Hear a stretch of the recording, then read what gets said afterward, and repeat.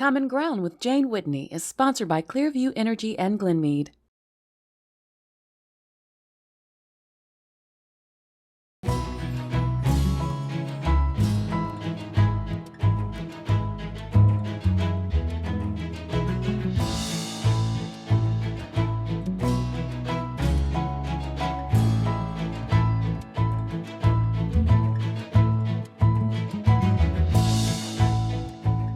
September 11th crushed our innocence about being safe at home from foreign terrorists.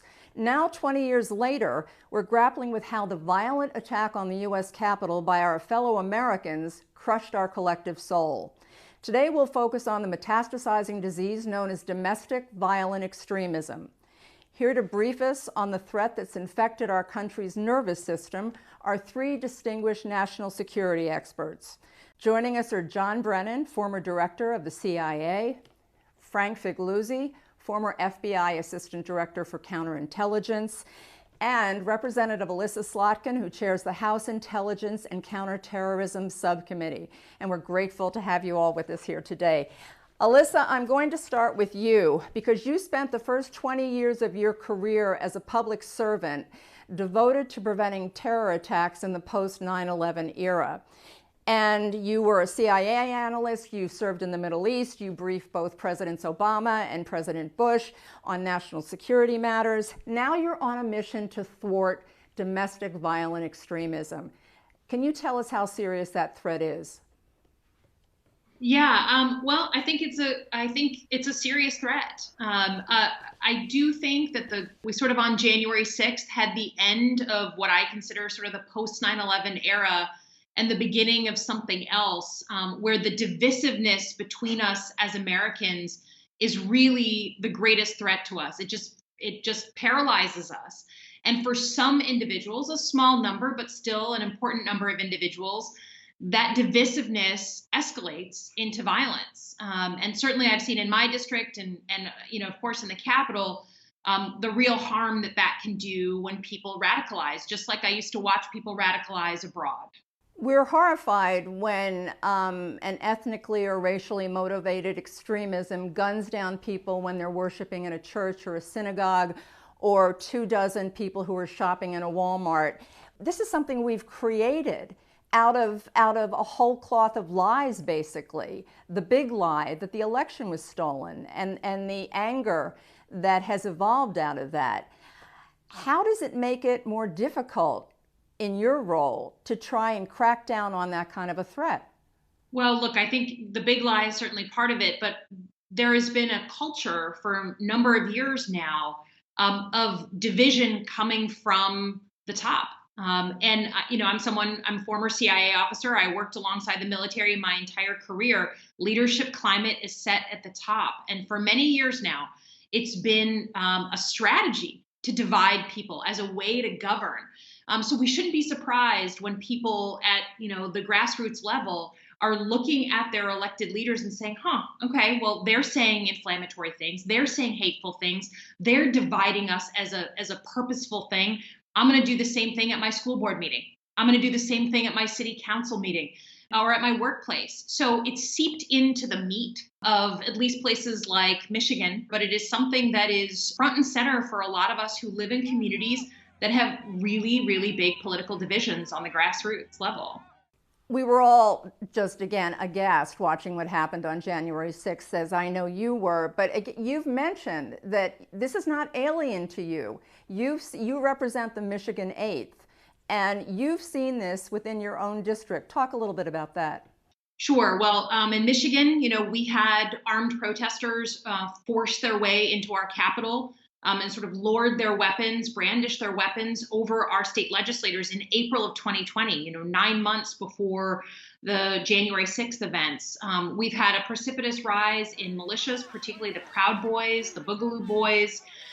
The plot to kidnap and kill my governor came from my district, and a full half of those who have been arrested were my constituents. So we've been watching this to the point where many of us knew there was going to be some sort of violence on January 6th. I just thought it would be on the lawn. I just never thought that it would be inside the Capitol. And so we've been seeing this happening for a while, and it's why it's just extremely important. The messaging that goes out from elected leaders, from people who have the bully pulpit, has to change. And social media, particularly the way it spreads disinformation, those companies must be held accountable. So there's a number of things we need to look at, but unfortunately in Michigan, we have seen these kind of events for a good solid year plus now.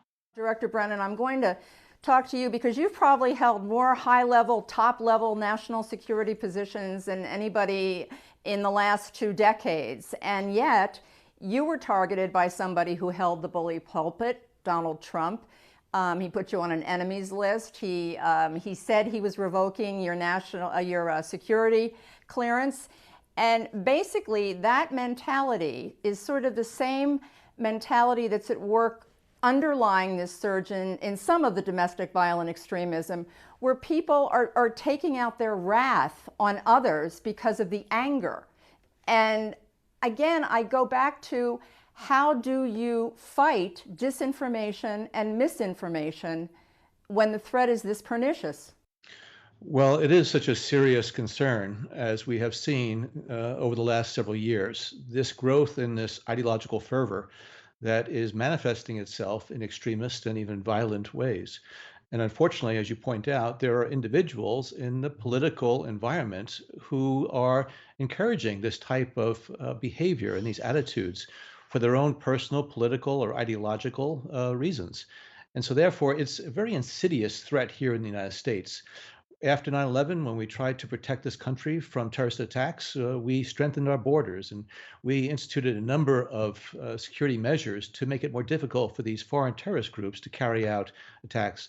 But unfortunately here, since it is in this country and is insidious, it's within our midst, this is something that is going to be a challenge, I think, for individuals like Representative Slotkin and others to try to ensure that this country remains a country of laws, and that we're not going to allow these ideological differences to really polarize us and to divide us as a country.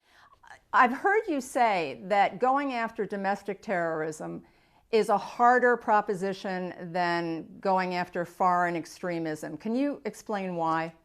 Again, since we are a country of laws, we want to make sure that we continue to hold those civil liberties, privacy rights of individuals very dear to us.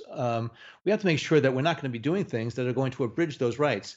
And so a lot of individuals, including those in Representative Slotkin's district, who are U.S. citizens, they are able to take advantage of the freedoms and liberties that we enjoy as a country. So unlike the foreign terrorist groups, that again, we were able to do things on our borders, on our entry points, and also be able to take actions against individuals overseas before they came here, they are already here. And again, they are being encouraged by individuals who play upon the very legitimate concerns and grievances about employment, about other types of things. And unfortunately, a lot of these extremists within our midst are reactionaries. They're the ones who are reacting negatively to government actions and interventions as they see it in their personal lives. Our focus today is on domestic terrorism, but given the recent events in Afghanistan, people are really upset and concerned about the potential for a resurgence of terrorism coming from abroad.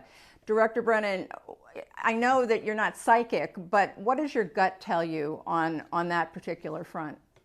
Well, I know that the intelligence community is working hard to be able to compensate for their lost intelligence collection capabilities inside of Afghanistan, as the intelligence community has had to pull out along with the U.S. military. That said, I know that working alongside the FBI and other agencies of the federal government, they're going to try to ensure that, again, the measures that were put in place in the aftermath of 9/11 over the last 20 years are going to continue to stay strong. And it just also underscores the need to work with our partners around the globe, including in the region, so that we're able to identify these threats as they develop and before they're able to manifest themselves in violent attacks here in the homeland.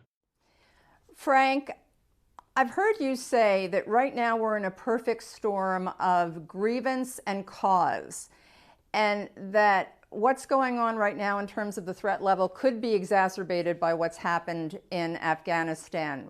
Talk about that if you would. Yeah, the phrase perfect storm I've borrowed from DHS alerts that referred to that phrase, and they're referring to a convergence of what I call cause and grievance that unfortunately seems to be getting stronger, even though Trump, of course, is out of office. There are some ominous signs that this is no longer all about former President Trump.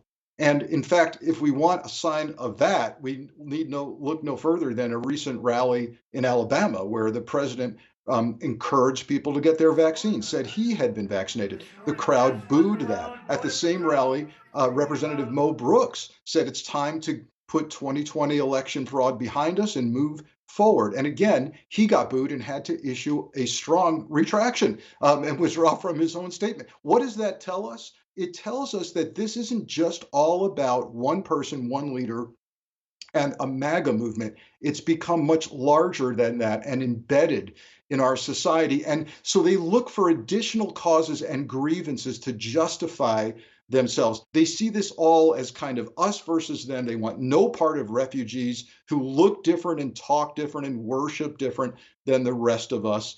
And there, you can add that to the growing list from COVID vaccine mandates and mask mandates, all of which fuels this sense of us versus them.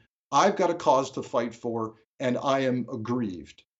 But there's also a lot of affirmation coming from some of them, some of the high-profile people. You mentioned Representative Mo Brooks from Alabama, who during this recent incident with a man who was, I think he had a truck bomb or something, they diffused the situation. But after it happened, Mo Brooks said, well, I can understand why he's angry, thereby once again giving dispensation, as so many people do in this country, to all sorts of noxious behavior. So maybe you're noticing some shifts in terms of it's not all tied to one person, this loyalty and this fervor. But what about this whole notion that we affirm bad behavior in this country, or some people affirm bad behavior? Well, I'm never popular when I draw this comparison, but I have to tell you that we are seeing a kind of radicalization process, particularly online, particularly fueled by leaders, including elected officials, like we're talking about, who jump on this kind of train that they believe leads to re-election. They believe leads to stronger polls. They know these falsehoods are not true. They know this is potentially dangerous rhetoric, but it is radicalizing people. And whether they intend for it to result in violence or not, there is a growing sense, as reflected in recent DHS warnings, about violence. And I think the threat actually is no longer just isolated to the DC area and our iconic targets like January 6th, but I think the threat, which resulted in DHS warnings to law enforcement, will expand to softer targets across the United States. We have some footage of a young woman who believes the big lie, who, based on that, showed up on January 6th. And let's take a look at that. Frank, we want to get your reaction on the other side.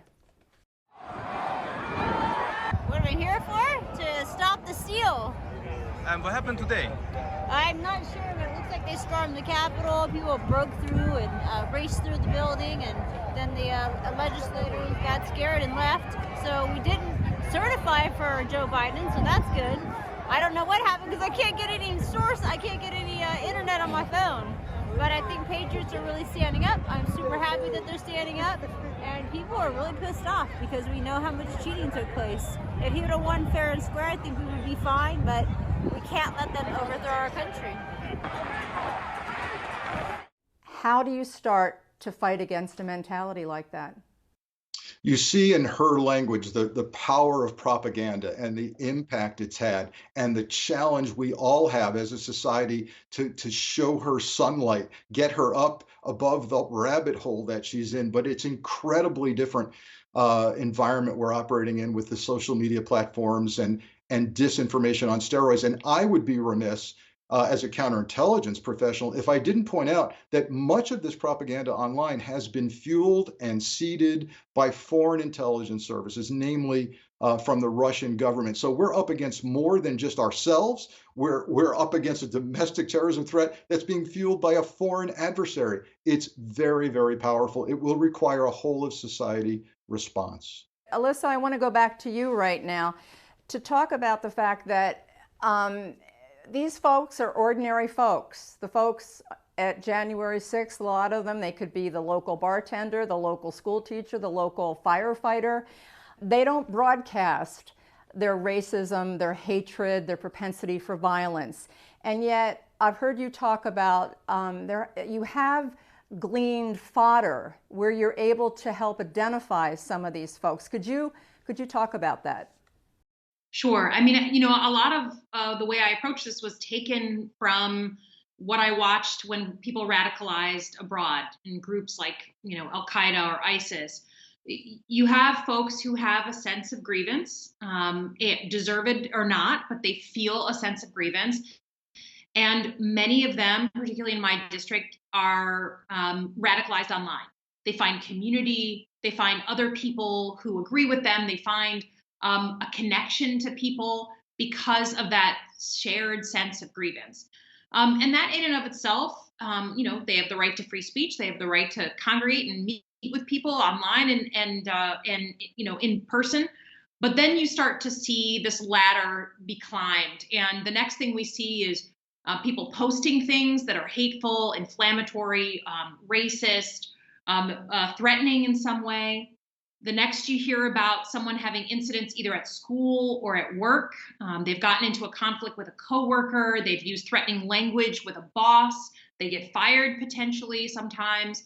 All of these things are signs. And unfortunately, once you go past the verbal you know, use of hate, you start to get into acts of vandalism. Felonies start to follow. We have a lot of graffiti problems, defacing of, you know, Jewish organizations, the spray painting of swastikas. You start to see that, defacing of cemeteries. And then sort of at the top of the ladder, we see people become violent. You know, they literally take matters into their own hands and threaten people. There are patterns, and that's why we tell people you have to report these incidents. Right? We have a massive underreporting of these because someone sitting at home says, oh, okay, you know, someone defaced, you know, my property. I'm not going to bother anyone with that. It didn't hurt me. I'm not going to report it. You need to report because that's where you can see patterns and that's where you can engage and try and stop that cycle of escalation. Religion expert Robert P. Jones was very strong in his warning about a variation on this dangerous theme that we're talking about. And that is that after January 6th, he did an analysis of the alliance between white supremacists and evangelicals who were there on January 6th. And he noted it was rife with symbols of Christianity. It was Bibles and Bible phrases and crosses. And in fact, the Christian flag, which many people might not recognize, was actually taken into the House chamber alongside the Confederate flag. So how does this sort of new amalgam of those groups, evangelicals and white supremacists, complicate this situation? Well, I mean, just walking across the Capitol grounds before the violence really started, I was just walking to work. And it was kind of like a lollapalooza of different groups, some of which I thought had very little to do with each other. Neo-Nazis and church choirs singing, you know, next to each other. So I saw that myself. I think my hope, since we know that some people were there on January 6th, to protest and without an intent to go in the Capitol. My hope is that at least some of the people who were there say, you know what, I shouldn't have been there. It turned violent. I don't support that. And they've walked away from their participation. So I hope that people have thought better of it. But it is this weird sort of coalition of people, of organizations. And I do think this comes back to a shared sense of grievance and a shared approach and absorption of propaganda, right? You have the same groups espousing, putting out these messages in small communities like mine, as we see on TV at the national level, and people are absorbing that and they're incorporating that into their own feelings of anger. So it is this coalition, and I certainly hope, particularly for those Christian groups, that they've thought better of some of these coalitions, because it couldn't be further from, I think, the stated goals of the Christian faith. Director Brennan, because I would assume you've seen it all, and yet I wonder, when you were watching those pictures, and I've never heard you say really what you were thinking, were you in shock? Did you think it could ever happen? Were you just totally, in disbelief that it was happening? What were you thinking? I was thinking that was reminiscent of many scenes that I had seen over the course of my career, but these were scenes overseas. I never believed that this would be happening in our country, in our nation's capital, and never believed that it was going to be encouraged by individuals in government. And I feel that there is a special responsibility on the part of elected officials to be honest, to have professional integrity, and to not misinform and mislead. But I've been disappointed over the years the depth of dishonesty that has been shown by so many public officials. Many of those individuals who descended upon the Capitol, who were outside, do have some legitimate concerns and grievances that need to be addressed. But they're pawns in the hands of individuals such as Donald Trump and others who, again, tell these falsehoods and misinform the American people. And so, therefore, when I saw what was happening that day, I couldn't believe that it was happening, but also it was being abetted by a person in the White House, but also some members of Congress who seem to be willing to resort to any tactic, the equivalent of biting and kicking, and to win fights, the political fights that they have a personal stake in. Another area in which some people in high places are aiding and abetting is the whole subject of QAnon, which is a conspiracy situation where people think that Satan-worshiping pedophiles are controlling the levers of power, and it's much more complex than that. But the point is, at this stage, Robert Jones, again, the religion expert, has said that some 15 to 17% of Americans actually accept some of the principles of QAnon. When you've got a situation where QAnon now rivals a mainline religion in terms of its breadth and membership or following, again, I keep asking you the same question, and I apologize, but it's like, how do you start to break through something that many people believe in? Well, it's tough. And with the explosion, the technological explosion in communication systems and the proliferation of social media, there is just so many news feeds, information feeds that are out there that are accurate and inaccurate that people gravitate towards. And I do think that there needs to be greater responsibility on the part of those individuals who own and operate these mechanisms for information. And it's not just up to the government. I think we all have to take personal responsibilities for what we do and how it impacts our society, our fellow Americans. And this is, I think, a real tough challenge for our government, again, to balance privacy and civil liberties, but at the same time, not allow this misinformation to run rampant that really undermines the foundation of our democracy and our republic. Fervor, ideological fervor drives a lot of people. And we have some footage of a man, again, who was at the sacking of the Capitol on January 6th. And I'd like to get your reaction to this when we come back from that. Here you go, brother. Normal people, listen to me. We're normal people. You want to know the difference between people like us and Antifa and BLM? We respect the law. We were good people. The government did this to us. We were normal, good, law-abiding citizens, and you guys did this to us. We want our country back. We are protesting for our freedom right now. That's the difference. Well, I've seen that same type of fervor and that anger in the eyes and in the commentary of individuals who have joined terrorist organizations around the globe. Again, their prism that they look at things is really a distorted one.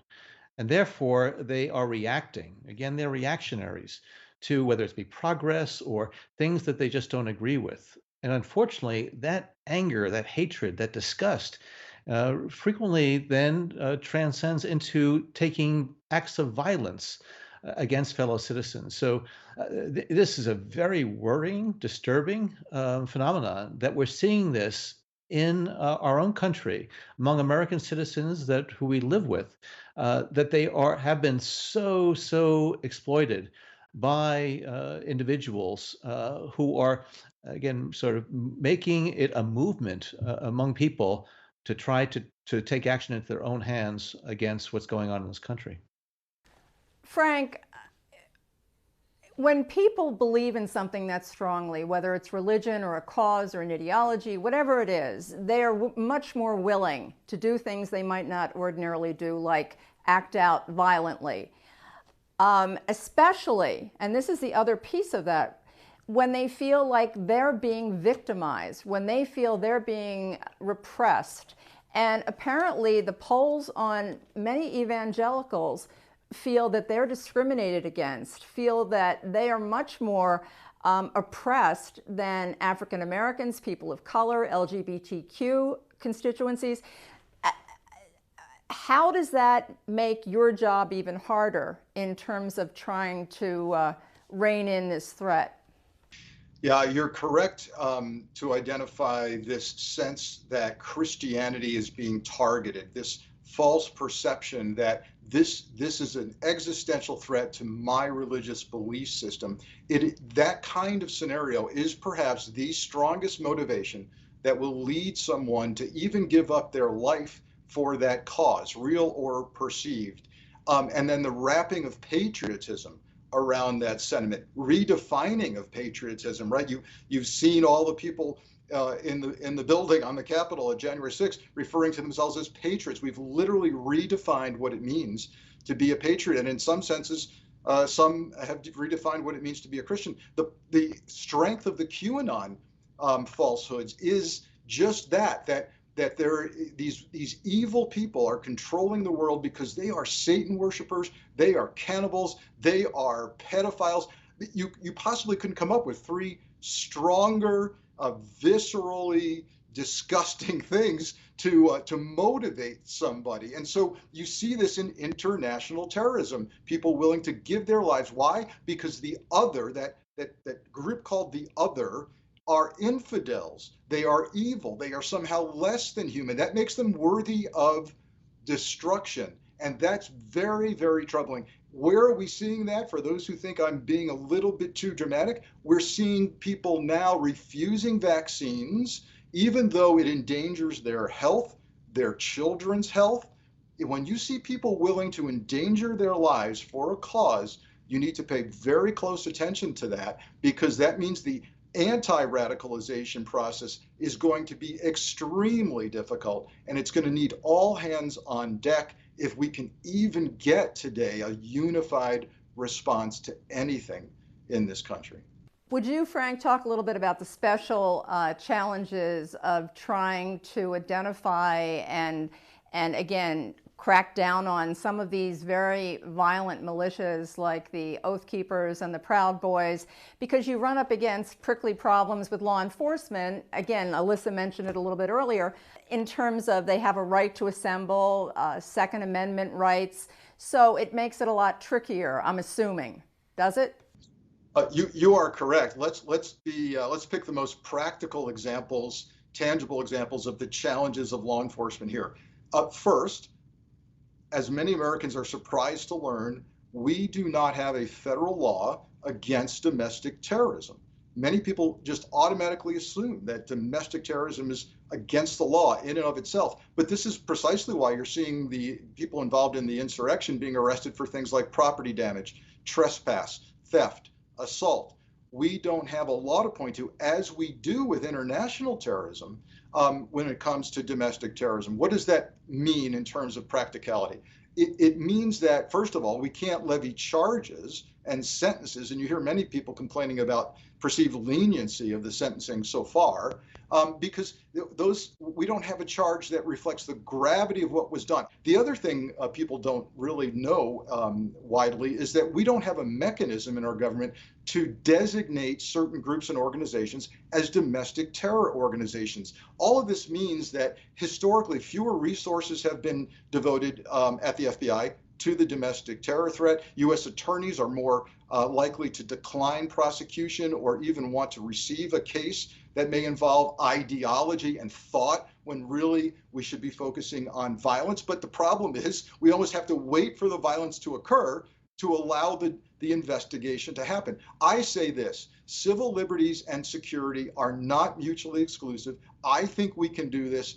And I think for years, the civil liberties concerns have prevented us from even having a conversation about changing a law or designating a group.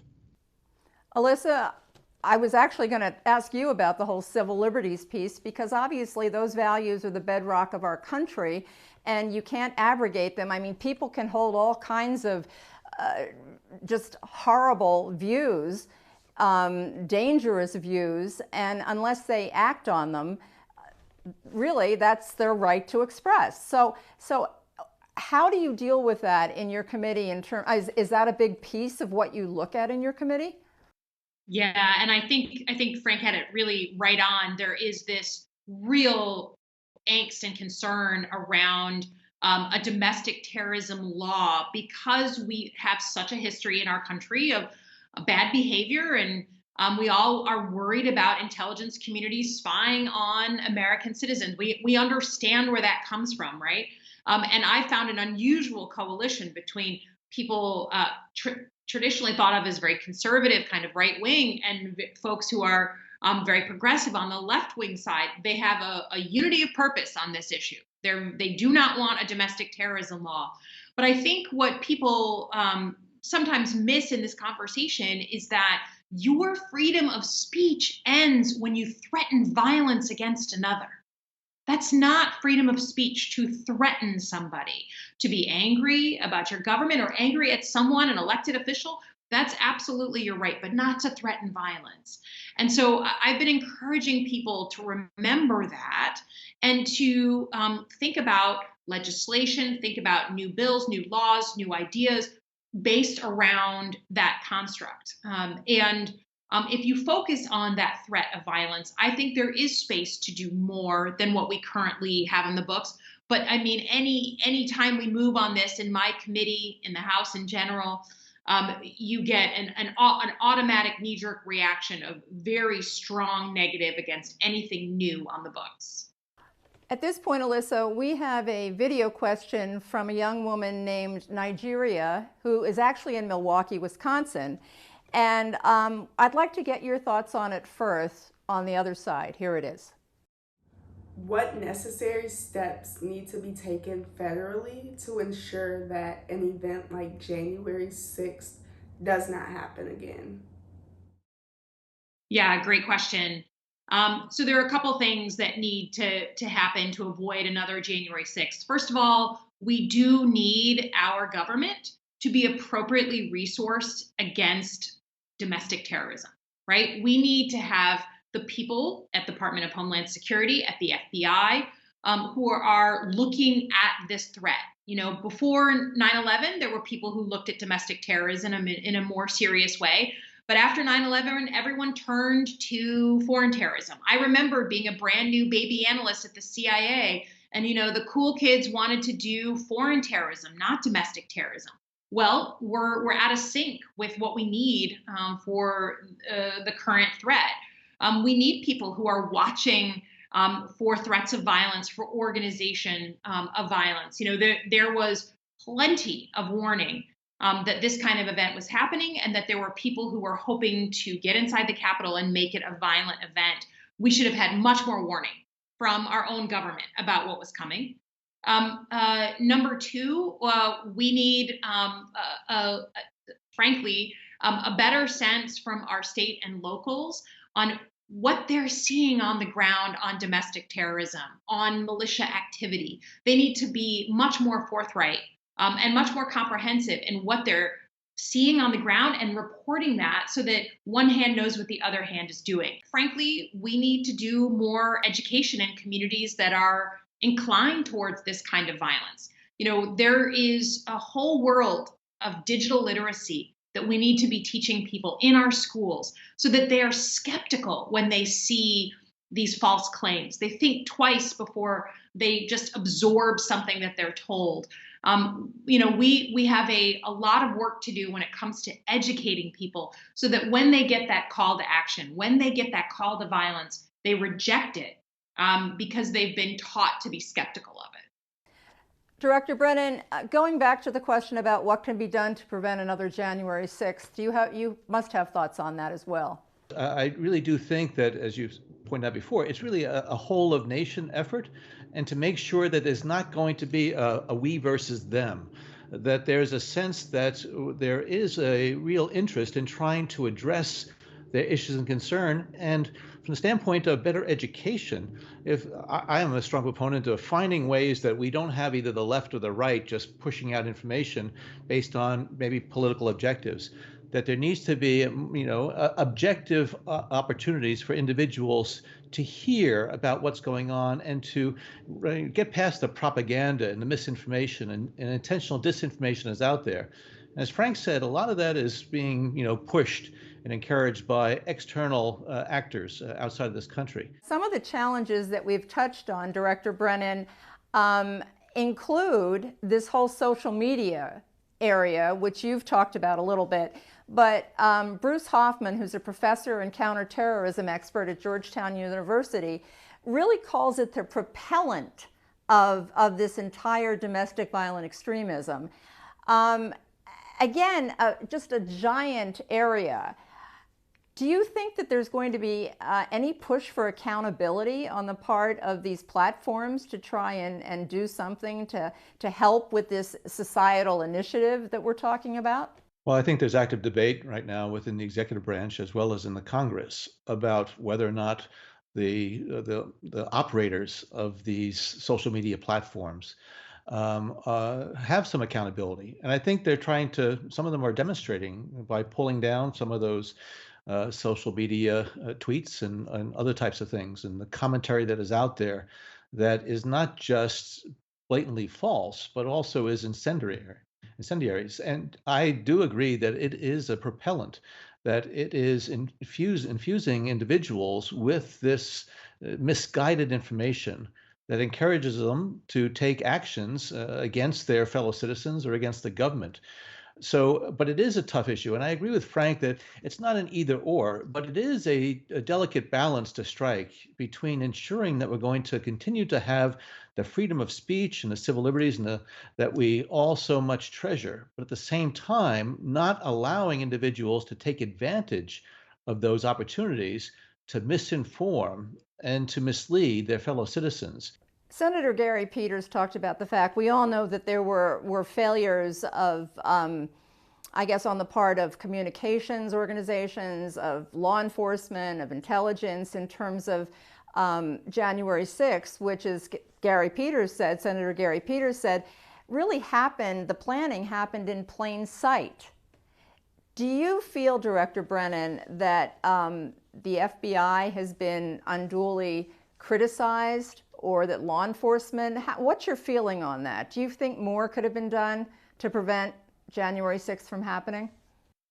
Well, I've long been a great admirer of the Bureau and their work, especially since 9/11, where there's been tremendous collaboration across the federal government to try to take advantage of the knowledge that you have and to share that information. But I do think that in light of what happened January 6th, there are some questions, very legitimate questions that have been raised about whether or not the system did not operate as well as it could have and should have.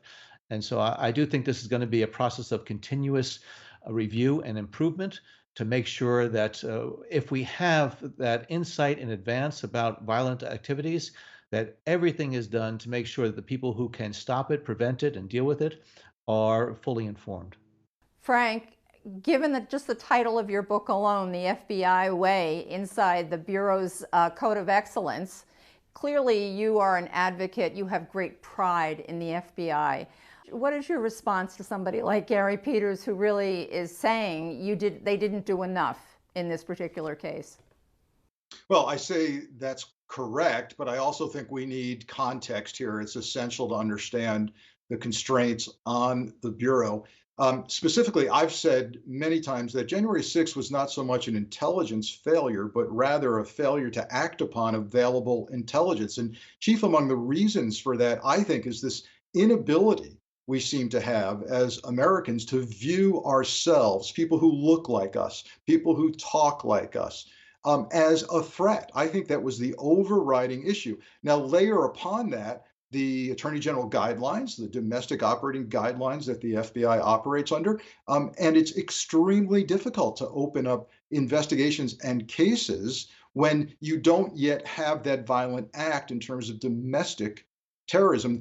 We cannot, as opposed to international terrorism efforts, we cannot willy-nilly, nor do we want wiretap intercepts on Americans. We don't want to monitor telephone conversations routinely, but we've got to change something if the FBI is going to get out in front of the next act of domestic terrorism. If you switch these actors, switch their religion to Islam or their skin color to brown, I'm concerned that this would have been prevented because the rules and perceptions would have changed to allow proactive intercept of what was happening. There's always such an equivalence made between extremism, violence wrought on the side of the right or the side of the left. And in fact, domestic violent extremism on the side of the extreme right is far more prevalent. It's a false equivalence. Why isn't it just debunked as such? Well, you're absolutely right. FBI Director Chris Wray has testified on the Hill saying to Congress, and I applaud him for saying it, that the data indicates that, quote, the most lethal form of domestic terrorism is hate-based, race-based terrorism inside the United States. So we know that's true, yet we continue to give far more attention to violent acts and ideologies, it seems, on the far left. It's not commensurate. And even we can show that in the riots over last summer in the cities around America, we saw riot police, we saw heavily resourced law enforcement, even federal agents disbanded or deployed to cities. And what did we see on January 6th? With all kinds of available intelligence, we saw an inadequately staffed law enforcement response. We've got to fix that, and we've got to understand that the domestic threat is now the priority threat, as Director Wray has told us. Director Brennan, it was also particularly alarming and disappointing to find out that there was so many law enforcement folks joined what happened on January 6th, and it raises the whole issue of within the ranks of local police departments and the National Guard and anything that deals with law enforcement.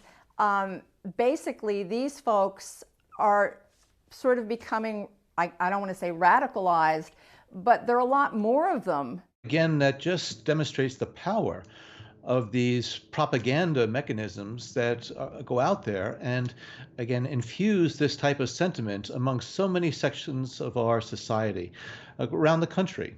And so therefore, the right wing is more prone to violence. And we see it globally. Also, people who gravitate toward either law enforcement or military also frequently have access to weapons, or which is really also quite worrying, because these are individuals who are either trained in this type of violence or conflict or the use of weapons. And so therefore, I think rightly, I know the U.S. military as well as law enforcement communities around the country are now really looking much more closely at this phenomenon within their ranks, and to not just identify it, but also try to address it, because we rely on these people for our safety and security internationally as well as in our communities. Title of your book, Director Brennan, is Undaunted: My Fight Against America's Enemies at Home and Abroad. And I have yet to ask you if you could extrapolate lessons from fighting this terror threat abroad and apply them to what's happening in this country in terms of our fight against domestic violent extremism. Are there lessons that can be taken away? Oh, I think there are many lessons because we have seen a variety of terrorist organizations grow and evolve over time. And I think the US government has learned that you cannot just fight terrorists downstream. You have to really be looking at what can be done upstream to prevent individuals from following that path, that they start off of having these sentiments, but then they gravitate toward the more violent extremist elements that reinforce their views. And so just like overseas, when we saw Al-Qaeda develop from a small organization and grow, and Al-Qaeda took advantage of opportunities within countries for people who were disenfranchised or people who felt that they were being neglected. That there really needs to be an effort made to try to address, again, some legitimate grievances of people. And it really requires government officials as well as others within societies to understand that there is this phenomenon, and the answer is not to suppress these individuals. The answer is to identify what are some of the root causes and conditions that contribute to this. And again, I put the onus on government officials. They have a special obligation to make sure that they are being as honest as they can be with their citizenry and not mislead, misinform, and therefore incite them into taking actions that, again, are inconsistent with our values as Americans and with the rule of law. Frank, at the risk of giving folks out there something else to worry about, I am going to ask you about something that I heard you talk about as the possible next threat on the horizon, and that would be if you marry domestic violent extremism to cyber terrorism. If you could talk about that at the risk of asking, I'm afraid to ask, but what would that look like? Well, yeah, and let's even layer on to that this disturbing trend recently where you even see extremists on the far right aligning themselves with the foreign adversary, for example, Russia. You see a major cable TV news host going and broadcasting for a week from Hungary. You see prominent people on the far right implying that somehow the Taliban is the only strong group now and government in the world.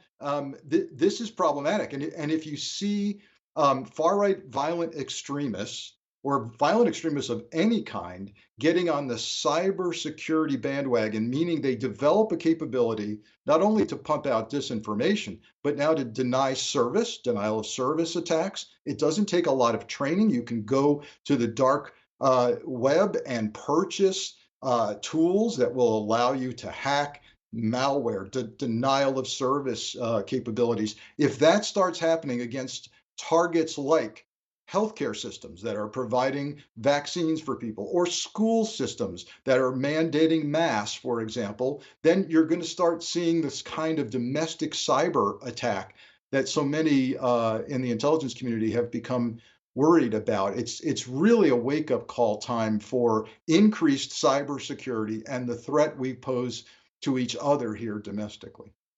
We have one final video question I'd like, Frank, for you to tackle it first. It's a question that a lot of our viewers asked as well, so we're going to take a look at that right now. Here it is. Hi there, my name is Brendan and I'm from New York. And my question is, how do we keep young people from getting involved in violent political activity? Great question. And you know, the recently released strategy from the White House through the Attorney General, the national strategy to combat domestic terrorism and violent extremism, speaks to this. It's an excellent framework with regard to the whole of society approach that's needed. Now, it's very broad and only about an inch deep on details, but it includes this concept of educating our kids to be far more digitally savvy, to be very informed consumers of information, and to make decisions themselves and to vet information.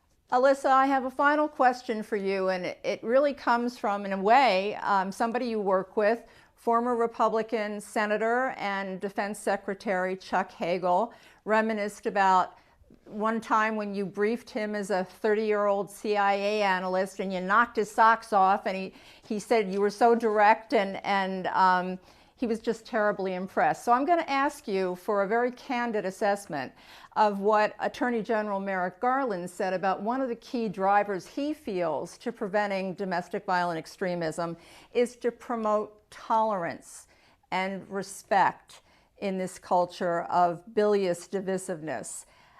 How optimistic are you that that can happen? Well, I think that's a correct statement. It's just hard to make it actionable, right? Hard to turn that statement into something concrete that everyday Americans can do to help their communities. And I'm being asked this all the time, right? Right now, the vanguard of American politics is happening in our school board meetings. You want to see what's really going on in this country? Look at how people are talking to each other, and about what in school board meetings. How does the average citizen worried about polarization and anger in their community take what the Attorney General said and turn it into concrete things? So the best thing that I've come up with that I recommend to people in my district is get away from politics, go and volunteer, do some community service on an issue you care about that has nothing to do with politics. You care about rescuing dogs and cats, go work at a pet rescue. You care about homelessness and hunger, go work on those issues. Meet new people from your community and talk about things besides politics to build up that relationship, to try to build that common cause and decency between each other. And I presume that part of what you just prescribed for others involves some quality time with Rocky and Boomer for you. How do you actually take a break from this? They're my dogs. Two rescue dogs that I got during COVID. And there are a ton of people from my community who say, I don't really like you. I don't like your political positions, but I love your dogs and I love that you got them from rescue. And so I follow you because of that. My dogs, I live on my family farm. We all need to take a break and get away from our screens, get away from the news, and remember to sort of level set on what's important, and to act in ways that we would want our children to emulate. Hard to believe we are down to the final two questions of this broadcast. And Director Brennan, I'm going to start with you. 53% of teenagers who were just recently surveyed are very, very concerned about terrorism, domestic terrorism in this country.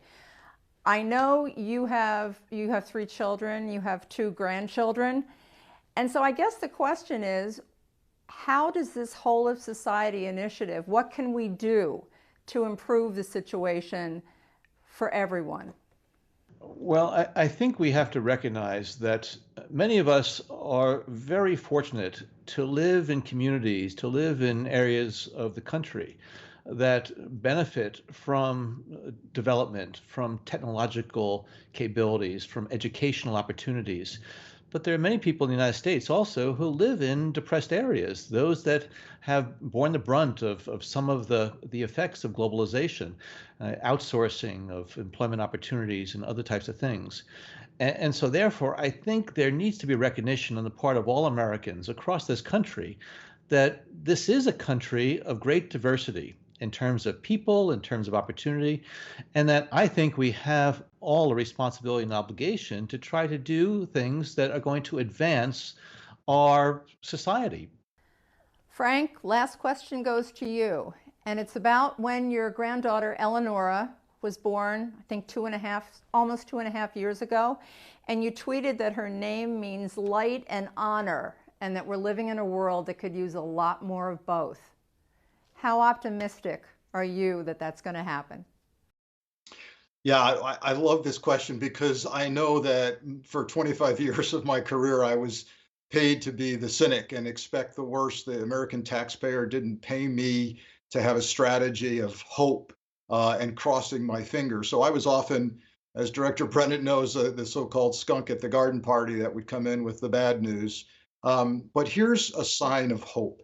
I look at the crowdsourcing that the FBI has been engaged in with regard to identifying participants in the violence on January 6th at the Capitol and the incredible success of that initiative. We have a large segment of America that wants to do the right thing and is willing to say, even in the case of their relatives, neighbors, coworkers, this person did the wrong thing. I've identified them as a participant on January 6th, and I'm sharing that with you. I find that to be hopeful. I find to be hopeful the fact that increasingly, even as we speak, people are getting vaccinated because they increasingly see it as the right thing to do. So, exposure to truth, exposure to the sunshine, relationships with people rather than painting them as the infidels or the other or the evil, understanding commonalities. I think there's hope for us, but we've got to do something more than hope. We need action to get us to where we want to be. And on that note, I want to extend heartfelt thanks to our incredibly generous guests for donating their time and talent today, not to mention your exemplary public service careers on behalf of this country. We're so grateful. Thanks for joining us today here in the other Washington, Connecticut. Until we see you back here next time for Common Ground, I'm Jane Whitney. Take care.